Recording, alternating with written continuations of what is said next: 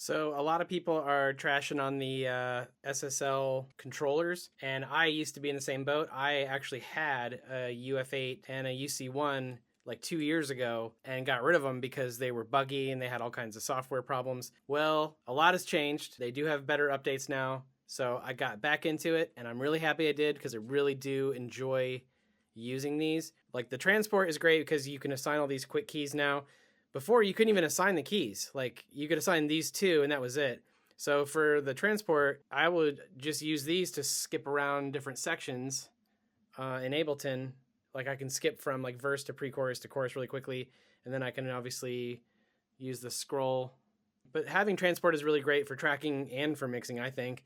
And now they have the meter plugin, which is great. So I like to just leave it on the VU meter set at -18, and it does great. I don't have to open a plugin over and over again. It just is what it is. Now, like when I open a new session and create tracks, I have it set in Ableton where every time I create a track, it just automatically adds the 360 link plugin onto the track. And now every time I pull something up, it's just right here.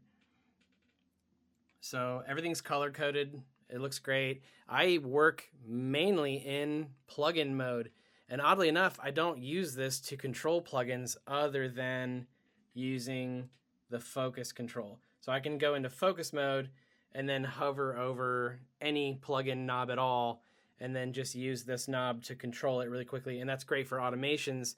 Other than that, I just like to use the faders for actual mixing. And then, you can scroll over, and if you just have your buses, you can just solo your buses really quickly. You can jump around really fast. I mean, there's so many redundant keys on this. You're not going to use most of them. I definitely don't. And I don't really care. You can assign all these soft keys to stuff in layer 1, in your DAW layer. I just don't think it's that important, especially now that you can assign the automation keys. So the automation keys, to me, I've got all of these assigned, and I'm on both sides, and I'm using all of those. So yeah, is there a lot of redundancy? Absolutely. Do you need them all? No. Do you need these at all? Absolutely not. But mixing with them is good, and it is better. And using the faders, especially for automation moves and just getting levels in general, it feels very musical. It feels very good. I really do enjoy using them now. If you have looked at these SSLs before, the SSL UF8, UC1, I don't use the UC1. I would never even consider it because I don't care about using plugins in that way.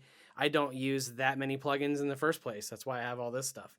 For me, the UF8 is really where it's at. The UF1 is great for transport.